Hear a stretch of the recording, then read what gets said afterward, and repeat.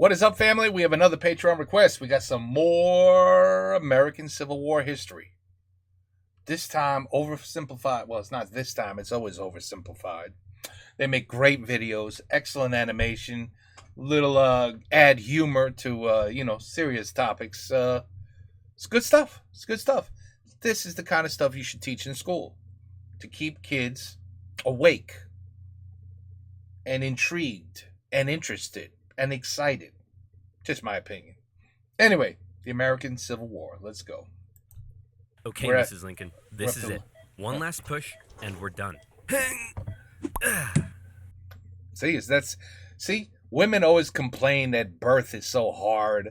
Oh, it's excruciating pain. It's so difficult. I mean, come on. Did that look hard? Just one little push.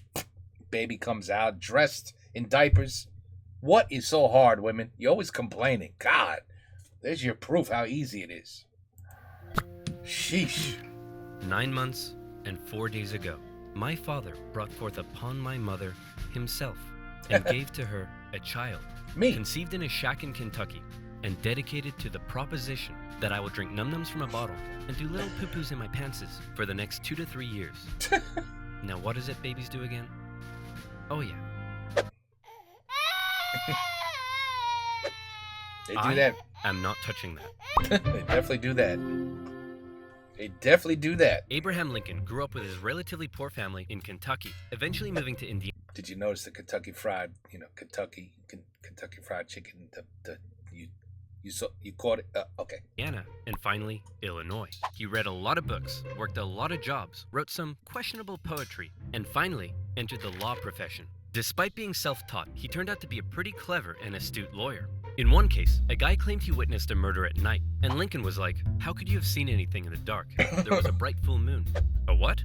A bright full moon. Can you say that again, please? There was a bright full moon. A dim half moon? No, a bright full moon. That's funny, because according to this almanac, there was a dim half moon that night, which makes you a liar. Well, I got a bright full moon for y'all right here. Now that's what I call a rebuttal. Lincoln and his cheekbones weren't only interested in law, however. He also dabbled in the world of politics, serving as a legislator in both local and national assemblies. And what a time it was. Not even 100 years after the Founding Fathers wrote all men are created equal, politicians were already asking, yeah, but what does that mean exactly? It means all men. Yeah, but what does that mean exactly? And not just that. States' rights versus the federal government. What are the executive powers of the president? Is cereal a soup? The Founding Fathers left some of these questions perhaps a little too open to interpretation. And the biggest question of them all was slavery, an ugly mark on what should have been a revolutionary new nation based on liberty and democracy. Thomas Jefferson had written a condemnation of slavery in the Declaration of Independence, but out of fear of losing Southern states' support, it was removed. Hey guys, do you think leaving this a little vague will create any unforeseen problems in the future? Cannonball! And those unforeseen problems were now beginning to rear their ugly heads. As the nation developed, the North and the South developed along two very different lines, and two very different cultural identities emerged. Northern cities began rapidly industrializing, while the southern climate allowed for large plantations of labor-intensive crops. As a result, one half of the country didn't rely on slaves, while the other half had become economically dependent on them. In 1793, Eli Whitney's cotton gin caused the slave trade in the South to explode, while in the North, a growing abolitionist movement was taking root. A general mistrust began to develop between the North and the South, as Northerners felt the South were hell-bent on expanding slavery, and fear spread throughout the South that the North wanted to take their slaves away. In 1819, there were 11 free states and 11 slave states. A perfect balance. A happy medium. A harmonious relationship. Hey guys, happy nice medium. to meet you. I'm Missouri, and I would like to become the 23rd state. Hey buddy, welcome to the nation. We'll be happy to accept you as a free state. Oh no, you don't. You're trying to get one over on us. Missouri's gonna be a slave state. Okay, listen, why don't we just ask Missouri what it wants to be, and we slave state. Well, then, allow me to introduce to you the newest, freshest state on the scene. Maine. Hey, you can't do that, and you can't have any more slave states above this line. What? The issue of slavery is solved, and it will never come up again. A few years later, it came up again. You see, as America expanded westward, each new state or territory that was added threatened to upend the delicate balance between the slave and free states. If one faction managed to outnumber the other, it could gain an easy majority and force its own ideals on the opposing side, leaving a huge portion of the population feeling spiteful and oppressed. For a while, compromises kicked the can down the road and kept the volatile balance in check, as new free and slave states were roughly added in pairs. But then one loudmouth state just had to barge in and ruin everything as usual. The addition of Texas saw the United States enter into a war with Mexico, which they won, gaining a huge amount of land out west and creating even more problems. Hey guys, nice to meet you. I'm California, and I would like to become the 31st state. Hey buddy, welcome to the nation. We'll be happy to accept you as a southern slave state. Oh no, you don't. You're trying to get one over on us. California's gonna be a free state. Okay, listen, why don't we just ask California what it wants to be, and we can free state. Well... He didn't even have to ask for 3 seconds. Yep, it's California. Then, allow me to introduce to you the territories of New Mexico and Utah, able to freely vote for slavery themselves. Hey, you can't do that! And we can enter Northern Territory anytime we want to recapture escaped slaves. What? The issue of slavery is solved, and it will never come up again. But it came up again. 2 years later, it came up again. In 1854, a Democratic senator from Illinois wanted to build a really cool choo-choo train here and proposed that the territories of Kansas and Nebraska be created open to slavery, even though they were clearly above the Missouri Compromise line. Obviously, the northern states were like, hell no. But the southern Democrats who controlled Congress at the time were like, well, if you love liberty and democracy so much, then you should let them vote on whether slavery should be legal or not. And so it was. Huge numbers of pro- and anti-slavery settlers rushed to Kansas to sway the vote in their favor. And while they were all there, they began to beat the crap out of each other. One of those settlers was a man named John Brown, a former businessman who failed at just about everything he tried and went arguably insane. He was a radical abolitionist and dedicated much of his life to the Underground Railroad and freeing slaves. One night, in revenge for an earlier raid by pro-slavery forces, he and his sons killed a number of pro-slavery settlers in the territory, helping to kickstart years of violence known as Bleeding Kansas. Wow. Kansas and Nebraska I never knew about Bleeding Kansas. both eventually voted in favor of outlawing slavery. But from here, the tension began to grow at a rapid pace. In 1852, author Harriet Beecher Stowe penned Uncle Tom's Cabin, a best-selling novel that exposed the terrible cruelty of slavery to the world. Oh, how awful. How morally corrupt a nation must be to allow such things to happen. Your Majesty, what should we do about all the starving children working in the coal mines? Nothing! In 1854, the Republican Party was formed, and Abraham Lincoln emerged as a leading figure. Southern Democrats viewed the new Republican Party with mistrust, believing it to be radical and abolitionist. In He's gonna take our 1856, slaves. You see how he can't spell? a politician named Charles Sumner gave a speech in Congress, calling out slave-owning Democrats with fiery language. If slavery was a woman, she'd be an ugly one. And the senator from South Carolina would like to boink her. Representative Brooks, do you have a rebuttal? Oh, I have a rebuttal, all right. Yeah, here's a rebuttal for you. Oh, come on. Surely this isn't allowed. I don't know. I'll have to consult the rule book. I can't find anything about caning a political opponent, but it says here I'm not allowed to wear women's underwear. Uh-oh. News of the violence on the Senate floor took the nation by storm. Southern slave owners sent Representative Brooks new canes to replace his now broken one. And on the floors of Congress, politicians carried weapons in self-defense, which is never a good sign. In 1857, the Supreme Court ruled in the Dred Scott case that all people of African descent, slave or free, could not be citizens, and therefore could not sue for their own freedom under any circumstances. Crazy. It's crazy. What went on? Doing years of progress with the strike of a gavel. Now, within all this bitter debate over slavery, there were many nuances. North versus South, Republican versus Democrat. Oh, thank God that doesn't exist anymore. Republican and Democrats get along so well now these days. Whew, thank God we kicked that one out of the system there. You know what I'm saying? Yeah, I know. It's worse than ever. Yeah, it's worse than ever. States versus the federal government. But let's strip all of that away. For 4 million individuals living in America, this wasn't about political intrigue or party alignment. It was about the basic human right to be free. Men, women, and children were stolen from their homelands and brought to the American continent, where for generations they were considered to be property, forced to live in poverty, and work from sunrise to sunset. plantation overseers did whatever they felt was necessary to get the most out of their slaves. Punishments were often barbaric. Families were regularly separated, and parents could often only watch, as their children were auctioned off, never to be seen again.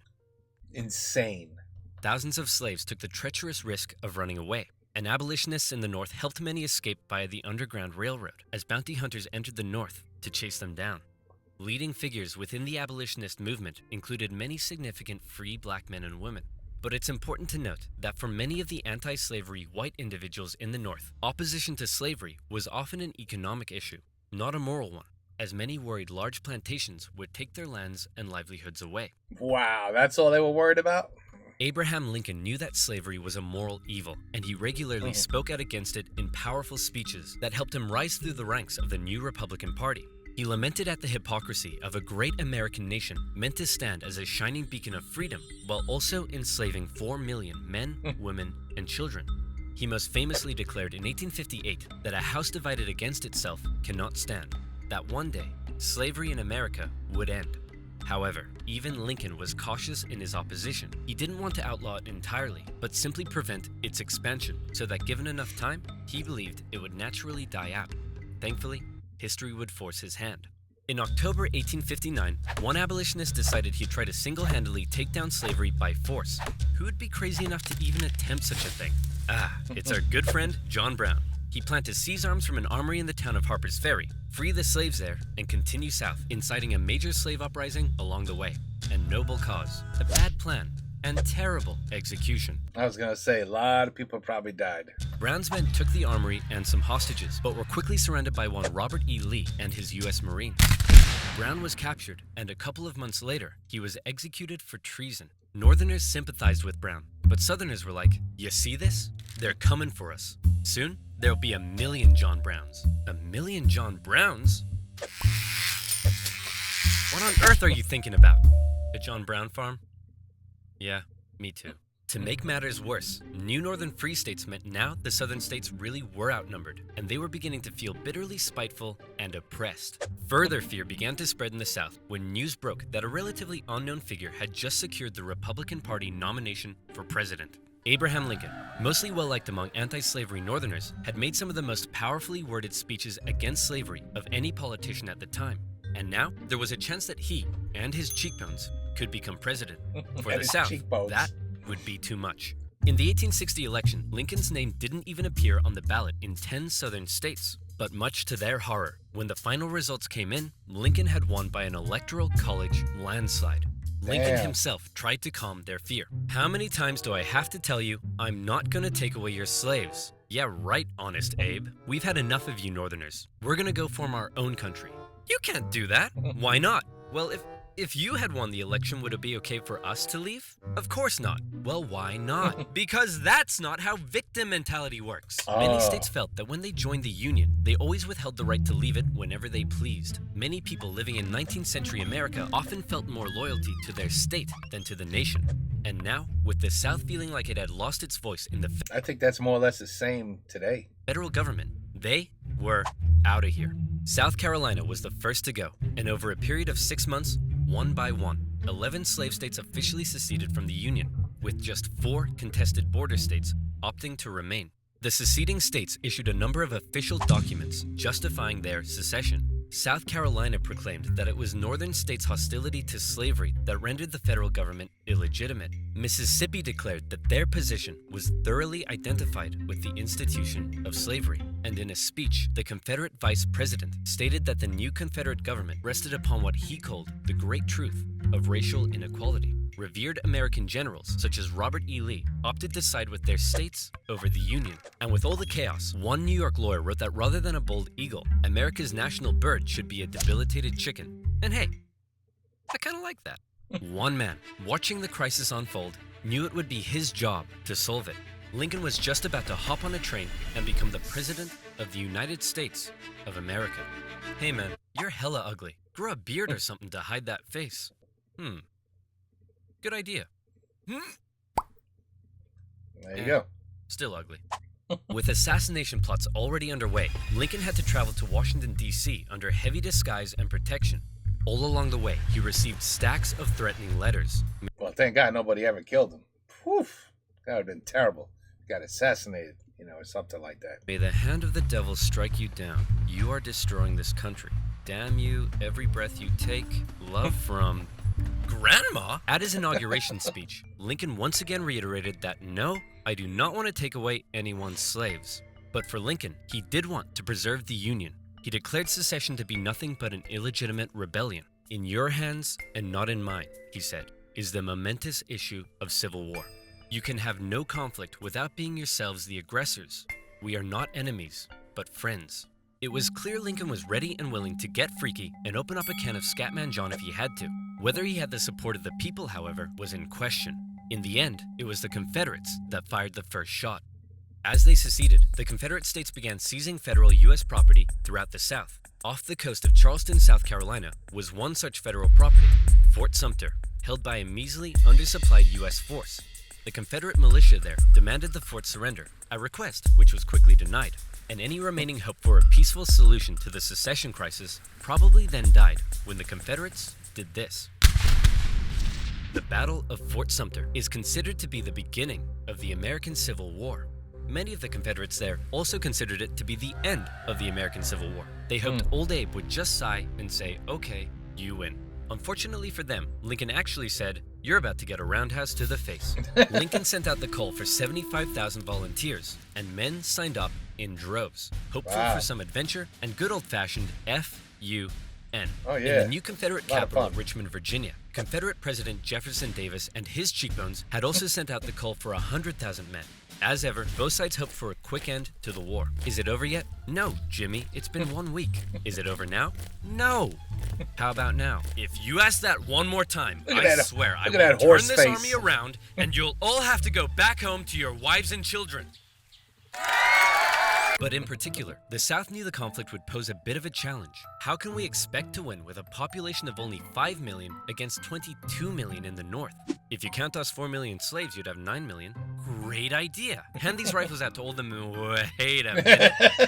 You almost had me there. The problem for Lincoln was that many of his top generals were getting old and were being a bit too cautious. The commanding general was a man named Winfield Scott, a veteran of the Mexican-American War, and by now, he was too fat to even mount a horse. Okay, chaps, we need to come up with a plan. Hit me. We could wait for the Confederates to come and apologize. Maybe we should all sit in a circle and discuss our feelings. Crossing the Delaware into New Jersey worked for me. Those are all terrible ideas. And you? Wrong video. Hey, I'm the greatest president in the history of this nation. Yeah, we'll see about that, dingus. Eventually, Lincoln's generals came up with a multi-pronged strategy. First, a blockade would cut off and starve the South of supplies by sea. Secondly, taking control of the Great Mississippi River would sever the South's economic artery while splitting it in two. And finally, a main Union force in the east would move south and take the Confederate capital, ending the war. Bada boom, bada bing. Skirmishes began to break out across the nation, and the Union Army in the east began to move south towards Richmond. Everything seemed to be going well until they reached Manassas, where they came upon a large Confederate force. It's almost like they were waiting for us. How did they know? As it turned out, spies in D.C. had sent a coded message to the Confederates warning of the invasion. Did you use NordVPN? Oh, Lord. NordVPN. I'm so glad you asked. Do you use the internet? Oh, no. How many of these? I think everybody on the planet knows about NordVPN now, right? Everybody. Now, where were we? Oh, yeah. Secession, Fat Man, and the Union invasion into Virginia. The two sides encountered each other at Manassas, and both geared up for the first major battle of the Civil War, the First Battle of Bull Run.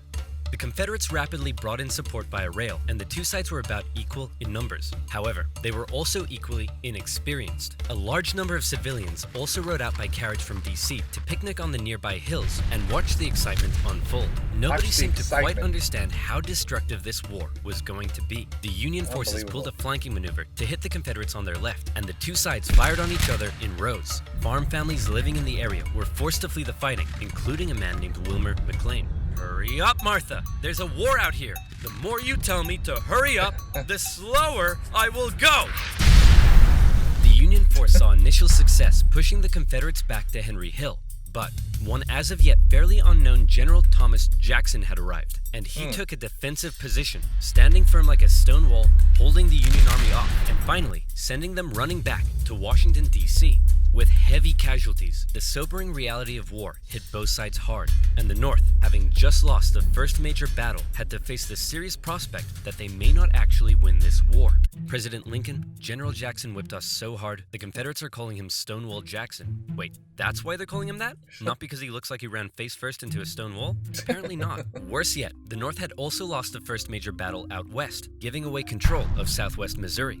All of this was terrible news for Abraham Lincoln, especially since many of his generals and cabinet already didn't have much respect for him. They felt he was incapable of running a war because he seemed a bit like your friendly old grandpa. He famously loved a long-winded story and a good pun. I've been so busy, my wife is missing me, but her aim is starting to improve. But deep down, few realized he could also be incredibly shrewd. Oh, Abe, you're so funny. Funny how? Funny like I'm a clown? Oh, here we go. Abe, I was just... No, funny how? Like I'm here to amuse you?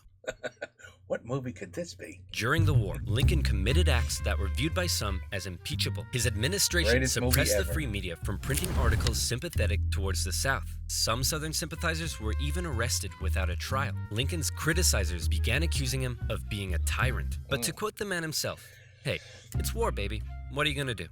By the end of 1861, with Really, that's things what he already said, huh? looking bad for the North, abolitionists such as Frederick Douglass couldn't believe that the Union Army weren't enlisting black men. He continued to put pressure on Lincoln to make the war about emancipation. "Mr. President, it's time to make the war about emancipation." I don't want to ruffle any feathers. The feathers are already ruffled. But Lincoln, hanging that on to way. hope for a quick end to the conflict, continued to fight only for the preservation of the Union. It was decided, however, that escaped slaves from the Confederacy could be held as enemy contraband, and many of these men were put to work bolstering the Union's infrastructure and supply lines. Hoping to get things moving, Lincoln made young General George McClellan the new commanding general, and McClellan began to train up his men. He thought a lot of himself, however, and believed he was going to be the nation's great savior. And like many others, he didn't approve of the president's handling of the war. On one occasion, Lincoln went to McClellan's house to meet with him, but McClellan was late returning home. He kept the president waiting, and when he finally got there, he just straight up went to bed. Now that's what I call disrespectful. McClellan talked the talk, but could he walk the walk? No. Like Lincoln's other generals, McClellan was maddeningly cautious. "Hey man, could you move south and attack the enemy?" "What? Are you crazy? What if they have a big scary army down there?" "They probably do." "What? Oh my gosh!" McClellan worried that he did not have the numbers he needed to fight effectively. "What if they have like 10,000 men?" "Okay, no problem. We'll get you 20,000 men." "Well, what if they have 30,000 men?" "I'll need 40." "Okay, you can have 40." "Well, what if they have 50?" "I'll need 60." Lincoln tried, but it was all in vain. McClellan would not make a move for the rest of the year. The North's one saving grace for now was a general out west fighting in Kentucky and Tennessee, General Ulysses S. Grant. Cool, collected, methodical, and a big fan of whiskey. His chief of staff took it upon himself to keep Grant sober. One officer said that Grant habitually wore an expression as though he were determined to drive his head through a brick wall and was about to do it. And that determination led him to score a number of key victories when others around him were failing. At the Battle of Fort Donelson, Grant was like, "Why does Stonewall Jackson get a cool nickname and I don't? I want a cool nickname." "Sir, the Confederates say they're ready to surrender and want to know your terms." "No terms, just unconditional surrender." Hey, unconditional surrender Grant. That's a pretty cool nickname, right? Guys, right?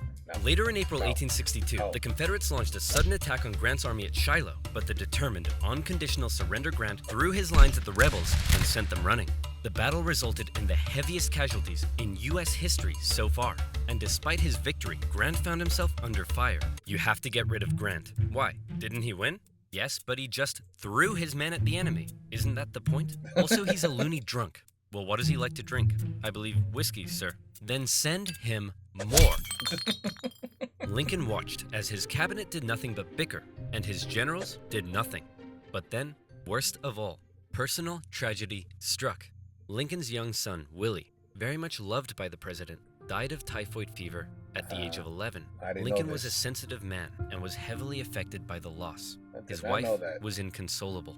But one of Lincoln's greatest traits, what made him such a great leader, was in the darkest of times, with composure and determination, he kept moving forward. He knew it was his responsibility to hold himself and his family together, and by doing so, he hoped to hold the nation together. And he had it with McClellan's inaction. Lincoln decided he was gonna take control. In March 1862, Lincoln firmly ordered McClellan to once again move south towards Richmond. McClellan insisted instead they move by sea to the Virginia Peninsula and attack Richmond from the southeast. Yes, said Lincoln. Okay, anything. Lincoln held on to some of McClellan's men to defend D.C. from a nearby Stonewall Jackson wreaking havoc in the Shenandoah Valley, and he sent McClellan south. McClellan landed on the peninsula, and he began to move inland. He came up against a small Confederate army that had dug in at Yorktown. McClellan vastly outnumbered the force, but it's said that Confederate General Magruder deceived McClellan by cleverly maneuvering his smaller force and making McClellan believe he faced a huge army. No, you have way more men than them. Move forward. No. McClellan settled in for a month-long siege, giving time for Johnston to move south from Manassas and Magruder time to retreat. When he finally entered the city and found it deserted, he declared it a victory, calling his success brilliant. Wow. Then, after meeting some resistance at Williamsburg, McClellan moved to within just 20 miles of Richmond, his armies able to hear the church bells ringing in the enemy capital. You still outnumber them. Go give him hell. No. McClellan once again held back, moving slowly and defensively, and with his army split in two, the Confederates saw an opportunity to strike back. McClellan's advance was halted, and now the Confederates pulled an ace out of their sleeve. General Lee, you're up. Do you think we should evacuate Richmond? No, Mr. President. General Lee, I think I've heard of that guy. President, no need. General Robert E. Lee, one of the most brilliant military commanders of the time, was now in charge. One of his biggest strengths was his ability to read the mind of his enemy, and he knew McClellan was cautious and weak. After moving Stonewall Jackson south to join him, and even though he had a smaller army, Lee hit McClellan in a series of fast-paced, close combat battles that had McClellan spooked. McClellan retreated the Union Army back again and again and again, escaping the peninsula and returning to D.C. Lee had defeated McClellan, and the campaign had failed. Well, that was a major success. A success? Tell me exactly what was successful about that. Well, we successfully retreated. You lost. I didn't lose. I merely failed to win. Things just kept looking worse for the North. At least their Navy had seen some success, capturing a number of key port cities, notably when they steamrolled past Confederate forts to take New Orleans. And speaking of the Navy, both sides had begun using ironclads. So that's pretty cool. But in the East, they still weren't having any luck. After McClellan's disastrous campaign, Lincoln briefly sent out one General John Pope to attack Northern Virginia. Hey man, just checking in. How's it going? Well, the Confederates kicked my butt at Cedar Mountain. Then they raided my camp and ran off with my money and clothes. Also, I appear to have been wedgied. Lee defeated Pope at yet another battle at Bull Run, in which nearby farm families once again got caught up in the fighting. Hurry up, Martha! There's another war out here! I'm waiting for my hair to dry! Wilmer McLean, sick of war, moved his family south, where he knew the war would definitely, absolutely, never touch him again. But Lincoln had yet another problem to contend with. European powers, in particular the UK, were looking increasingly like they may intervene diplomatically on the side of the Confederates. They were missing their precious supply of southern cotton because of the Union blockade, and they wanted to see a swift conclusion to the war. The tension between America and Great Britain had been increasing, especially after Confederate diplomats were discovered on a British ship. Now, after McClellan's failure to take Richmond, the UK declared it impossible for the North to win. Lincoln needed something to prevent Europe from getting involved, and after more petitioning from abolitionists, he decided maybe the time was finally right to make the war about ending the institution he hated, slavery. If the North had a noble cause to fight for, Europe would be less likely to intervene. But Lincoln and his cabinet knew before they could declare something as radical as emancipation, they needed a victory, especially now that the Confederates were about to go on the attack.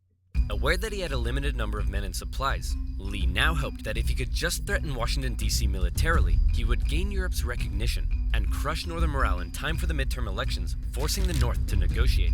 With confidence at an all-time high, for the first time, Robert E. Lee invaded the North. But on September 13th, the North finally had some luck. Oh boy, it's my lucky day! A cigar in a field. Hey, what's this wrapped around it? Oh my gosh! That's right, the North had discovered General Lee's battle plans wrapped around some cigars. And in them, they saw that Lee had split up his... Oh my god, I can't believe what I'm hearing. ...forces. McClellan headed out from D.C., and the two sides met in the Battle of Antietam, a crucial battle that would decide the course of the war. It saw the most vicious fighting to date, and still remains the single bloodiest day in American history. Wow. But, for once, the North came out victorious, and Lee was forced to retreat. He's on the run. Chase him down and finish him off. No. No. You know what, old buddy, old pal? You're fired. About time. The North had won their crucial victory. Lincoln breathed a huge sigh of relief, and with that win, he was prepared to take a huge step. On September 22nd, the Emancipation Proclamation was issued. In January, all slaves held in the Confederate States would be, as far as the U.S. government was concerned, officially free. Throughout the North, free black men and women rejoiced, knowing that if the North were to win, their brothers and sisters would no longer be held in bondage. The proclamation also had the intended effect on Europe, who were not willing to oppose a pledge to end slavery. An outraged Confederacy knew that Lincoln had given the war a new meaning. It was no longer just about the preservation of the Union. Now, it was about creating a new Union, washed clean of its original sin. A Union without slavery. Part 2, Lincoln gets assassinated. In a theater. Yeah. I don't know. I have no idea why, though. Because, as usual, when you have half that don't agree, there you go. I mean, that's their answer. Kill. Just kill. Oh, we don't agree with that guy. Kill him. Kill him. Charlie Kirk. We don't agree with him. Kill him. That's it. You know, that's just the way it is, you know? Like, don't really like what he's doing. Kill him. Just kill him. They tried Donald Trump. They missed by like an inch. They missed. But they tried. Like, I don't like this guy, Donald Trump. Kill him. You know, that's it. It's crazy. Now, when's the last time, I guess, but see, Kennedy was different. Because Kennedy, I'm thinking, when's the last time a Democrat president was killed? Well, he was Democrat, right? Did they even have Republicans and Democrats at this point? It was just North-South, right? I don't know. But, you know, I was just saying in my head, was the last time. Because it's always Republicans. It seems like they tried Ronald Reagan. Jimmy Carter never got assassinated or attempted assassination. Then again, George Bush neither. I don't know. I mean, it's just the way. It's just the way. Like, oh no, I don't like what you did there. Okay. What? You feel how? No, you need to be killed. We'll find a way to get you killed. Sad but true. Anyway, part 2. I have a feeling. That's exactly what part 2 is going to be about. Everything's going wonderful. The slaves are free, and then boom, he gets killed. Anyway, there you have it. The American Civil War, oversimplified, part 1. But we've done so many of these. They all seem. Anyway, this is the first time I'm actually seeing part 2. But we'll see. We'll see where this takes us. It's just so very well narrated. The animation is perfect. I'm not even joking when I say this is what should be taught in schools. Just play this video for your kids in the school. I swear they'll keep the information in their head. They'll actually learn something. It'll be amazing. They won't know why they're learning it. They'll be like, do we even give a shit anymore? I mean, I got an iPhone. Isn't that all I need? But, you know. Anyway, they could learn something. That's all I'm trying to say. Take care. Peace out. Have a good night.